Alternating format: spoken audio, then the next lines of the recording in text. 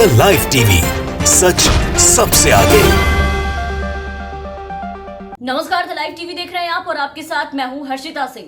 कंगना रणावत की मुश्किलें कम होने का नाम नहीं ले रही हैं। अपने ट्वीट्स को लेकर के अक्सर विवादों में रहने वाली कंगना के ऊपर अब दिल्ली की पटियाला हाउस कोर्ट ने सुनवाई करते हुए पुलिस को एक्शन टेकन रिपोर्ट यानी कि कंगना के खिलाफ एटीआर फाइल करने का आदेश दिया है और 24 अप्रैल तक जवाब मांगा है। किस बात को लेकर के सुनवाई हुई और एटीआर फाइल करने का आदेश दिया गया है कंगना रणावत के खिलाफ, वो आपको बता दें कि बीते दिन आपने देखा कि कृषि कानूनों के खिलाफ प्रदर्शन कर रहे किसानों को ट्वीट करके कंगना रणावत ने उन्हें साफ साफ आतंकवादी कहा था कि ये लोग आतंकवादी हैं। 26 जनवरी को जो हिंसा हुई उसको लेकर के कंगना रणावत ने किसान आंदोलन के खिलाफ ट्वीट किया था और किसानों की जो तुलना है वो आतंकवादियों से की थी। साथ ही पैसे लेकर के आंदोलन में जाने का आरोप भी लगाया था।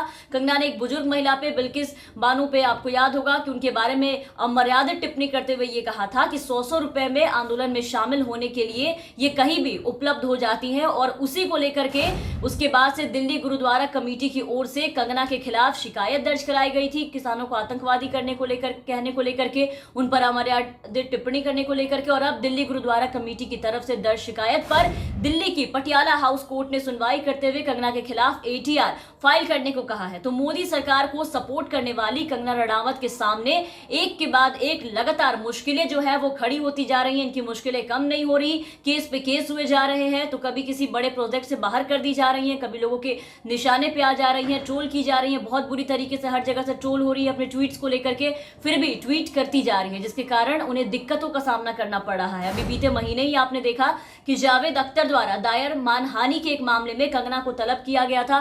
कंगना रणावत ने एक मीडिया चैनल को दिए गए इंटरव्यू में जावेद अख्तर की छवि को खराब करने वाली बातें कही थी। ऋतिक रोशन को लेकर के उनका जो विवाद चल रहा है, उस विवाद को लेकर के उन्होंने जावेद अख्तर पर चुप रहने की धमकी देने का आरोप लगाया था, जिसको लेकर के जावेद अख्तर ने उन्हें चुप रहने की धमकी दी थी, जिसको लेकर के जावेद अख्तर की तरफ से कोर्ट में मुकदमा भी दायर किया गया था कंगना रणावत के खिलाफ। और कोर्ट में जावेद अख्तर की तरफ से कंगना के द्वारा जो बोले गए बातें थी, उनके हिस्से की उस रिकॉर्डिंग को भी पेश किया गया था, उसे सुनाया गया था, जिसमें वो जावेद के बारे में काफी कुछ बातें बोल रही थी। इसके अलावा कंगना रणावत से मुंबई की बांद्रा पुलिस देशद्रोह के मामले में भी पूछताछ कर चुकी है। और किसानों को इस तरह से आतंकवादी कहने पर कंगना को पहले भी कई बार नुकसान पहुंच चुका है, कई बार इनकी आलोचना हो चुकी है। इस वजह से आपको याद होगा 26 जनवरी में जो उन्होंने ट्वीट किया, उसके बाद 6 बड़े ब्रांड्स ने उनके साथ अपना कॉन्ट्रैक्ट रद्द कर लिया था। और इसकी जानकारी खुद कंगना ने दिया था, ट्विटर पर लिखा था कि 6 ब्रांड्स ने मेरे साथ अपना कॉन्ट्रैक्ट रद्द किया है, कुछ को मैंने साइन कर लिए थे और कुछ साइन होने वाले थे। उनका साफ कहना था कि मैंने किसानों को आतंकवादी कहकर बुलाया, इसलिए वो मुझे एम्बेसडर नहीं बनाना चाहते। उन्होंने अपने जो 6 कॉन्ट्रैक्ट थे उससे मुझे बाहर कर दिया है। तो हर किसी ने हर तरफ से कंगना के किसान को लेकर के किए गए ऐसे ऐसे ट्वीट्स की आलोचना की है, लगातार उनकी निंदा होती रही है। हर किसी ने इस पर कंगना के खिलाफ आवाज उठाई है कि वो किसानों को इस तरीके से बोल रही है, देश के अन्नदाता के खिलाफ ऐसी बातें कर रही है। लेकिन कंगना रणावत खुद को इन सबसे बड़ी देशभक्त बताने में लगी रहती है। किसानों को, बुजुर्गों को गाली गलौज करना ही उन्हें अपनी सबसे बड़ी देशभक्ति लगती है, इसी से वो अपनी देशभक्ति साबित करती हैं। और पूरे देश को, यहाँ के लोगों को खुलेआम गाली देना भी इनके लिए वो उनकी देशभक्ति की ही लिस्ट में आता है। 26 जनवरी को ट्रैक्टर रैली के दौरान जब हिंसा हुई तो उस हिंसा को लेकर के जो ट्वीट किया था कंगना रणावत ने, वो बेहद शर्मनाक था। किसानों को तो आतंकवादी बताया ही, उसके बाद कंगना ने पूरे देश को गवार कहा था और भी बहुत कुछ उल्टा सीधा कहा था, कई तरह की बातें लिखी थी।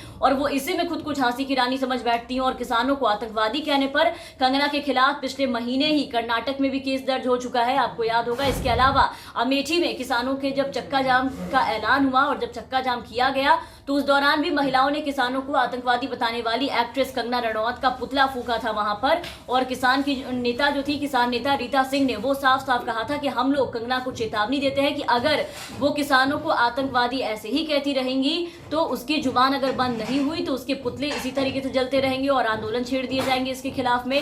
और आज देखिए, अब कंगना रणावत की तरफ से किए गए एक विवादित ट्वीट जिसमें उन्होंने किसानों को आतंकवादी कहा, उस पर दिल्ली की पटियाला हाउस कोर्ट ने दिल्ली पुलिस से अब जवाब मांगा है। इस पर सुनवाई के बाद कोर्ट ने पुलिस को एक्शन टेकन रिपोर्ट यानी कि कंगना के खिलाफ में एटीआर फाइल करने का आदेश दे दिया है। और कोर्ट ने पुलिस से कहा है कि वो 24 अप्रैल तक का वक्त है उनके पास, वो सारे केसेस के बारे में बताएं कि इस केस में अब तक क्या क्या हुआ है। आपको बता दें कि जब से किसान आंदोलन शुरू हुआ है, जब से किसान सड़कों पर है, सरकार से बगावत कर रहे हैं, तब से लगातार कंगना रणौत आंदोलनरत किसानों को लेकर के लगातार अनाप शनाप बातें की जा रही है, नटगल बयान दिए जा रही हैं। किसानों के ऊपर टिप्पणी करने के अलावा उनको गाली गलौज सब कर चुकी हैं। यहां तक कि जो लोग किसानों का समर्थन कर रहे हैं, जो लोग इस आंदोलन का समर्थन कर रहे हैं, उन सबको कंगना रणौत ने अपनी तरफ से देशद्रोह का सर्टिफिकेट दे दिया है। सरकार से बगावत कर रहे लोगों के खिलाफ में उतरी है। कंगना ने हर उस शख्स से बदतमीजी की है जो सरकार के खिलाफ में उतर रहे हैं। कंगना रणौत को जब से वाई सिक्योरिटी मिली है, तब से कंगना खुलकर मोदी सरकार का समर्थन करती हुई दिखाई देती है और फिर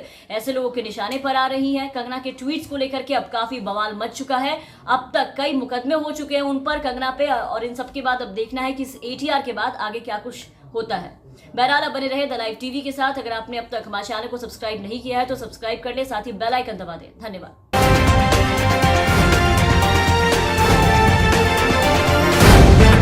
द लाइव टीवी, सच सबसे आगे।